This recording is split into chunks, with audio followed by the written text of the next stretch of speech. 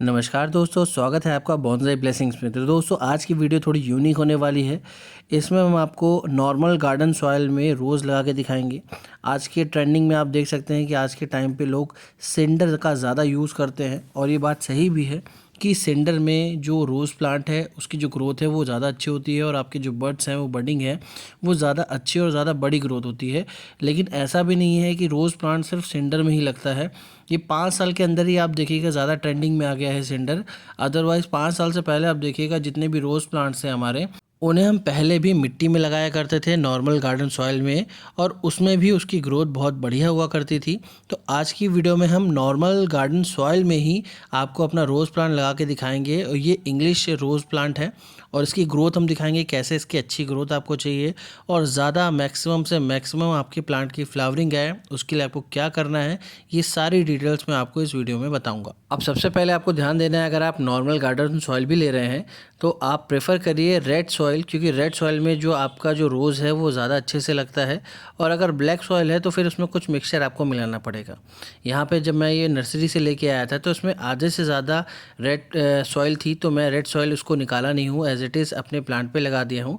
तो आमतौर पे इस कंटेनर में आप देखोगे इसमें ब्लैक और रेड सॉइल दोनों मिक्स है। अब देखिए सबसे पहले यहाँ पे आप देखिए कई सारी छोटी छोटी बडिंग आ रखी है। और मैं सबसे पहला रूल आपको बताऊंगा कि जब भी आपका रोज़ प्लांट, कि आपको कभी भी अपने छोटे प्लांट, जब भी आप अपने प्लांट को, रोज़ प्लांट को नर्सरी से परचेज़ करते हैं, तो अगर वो बडिंग पे है मतलब फ्लावरिंग पे है, तो कभी भी छोटे प्लांट से आपको फ्लावरिंग नहीं लेनी है। क्योंकि जो प्लांट है वो हैवी फीडर होता है, रोज़ प्लांट आपका हैवी फीडर होता है, इसे न्यूट्रिशन की वैल्यू जो है ज़्यादा चाहिए होती है, न्यूट्रिशन ज़्यादा चाहिए होता है। तो अगर आपका छोटा ही प्लांट है और उसमें फ्लावरिंग आ रही है तो आप कोशिश करिए उन बड्स को आपको कट कर देना है। क्योंकि अगर आप कट नहीं करेंगे तो जो प्लांट है वो अपनी ज़्यादा से ज़्यादा न्यूट्रिशन उस बड को बड़ा करने में, फ्लावरिंग करने में निकाल देगा और आपके प्लांट की ग्रोथ नहीं हो पाएगी। तो अगर आपको अपने प्लांट को बुशी बनाना है तो मेक श्योर आप स्टार्टिंग में एटलीस्ट 6 मंथ या 1 साल तक अपने प्लांट की ट्रिमिंग करें, प्रूनिंग करें, जिससे वे मल्टीपल जो ब्रांचेस हैं वो ग्रो करें। तो उसका ज़्यादा से ज़्यादा न्यूट्रिशन जो एब्जॉर्ब करेगा प्लांट, और प्लांट एब्जॉर्ब की हुई एनर्जी को नए स्टेम को ज़्यादा से ज़्यादा ग्रो करने में लगाएगा। तो दोस्तों पहला रूल ये है कि आपको अपने रोज़ प्लांट की, नए प्लांट अगर आप ले रहे हो तो उससे आपको फ्लावरिंग नहीं लेनी है। अगर कोई बड नया डेवलप हो भी रहा है तो उसको सिंपली आपको कट कर देना है। सेकेंड चीज़, आप देखिए इस प्लांट में लीव्स में बहुत ज़्यादा कीड़ों ने इस लीफ को खा लिया है।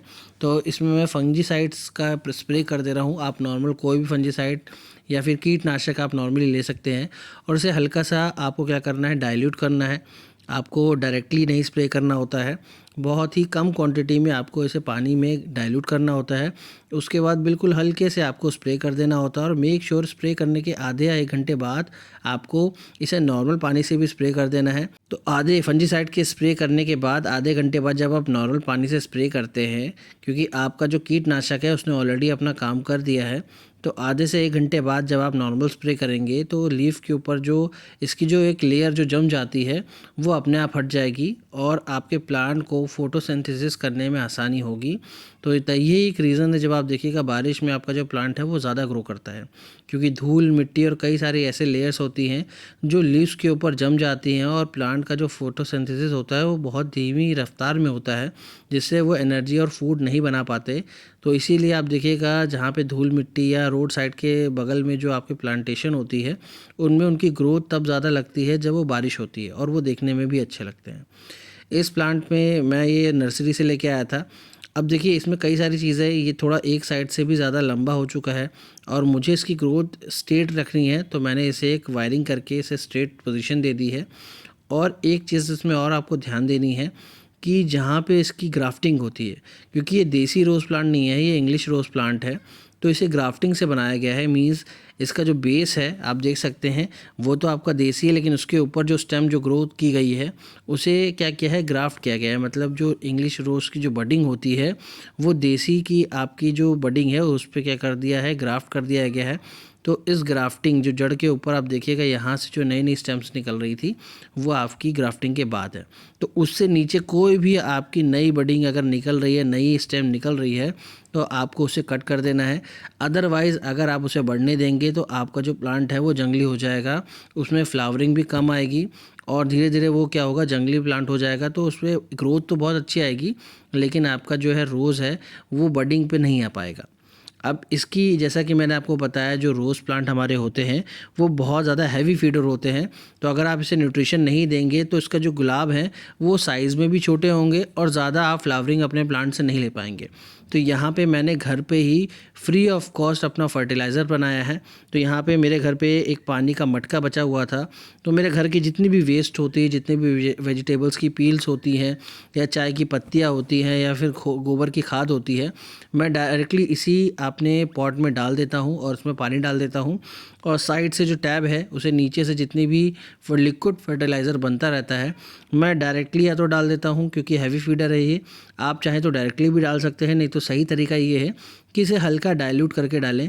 अभी ठंडियों का समय है तो इतना ज़्यादा इसमें प्रॉब्लम नहीं आएगी प्लांट में, लेकिन गर्मियों में अगर आप डायरेक्टली फर्टिलाइज़र डाल देते हैं तो प्लांट आपका जल जाता है। तो अगर आप गर्मियों में फर्टिलाइज़र का यूज़ कर रहे हैं, ये ऑर्गेनिक है इसलिए ज़्यादा पानी इसमें मिक्स नहीं कर रहा हूँ। अब देखिए इस फर्टिलाइज़र से मेरे प्लांट में फ्लावरिंग कितनी बढ़िया है ये आप देख सकते हैं।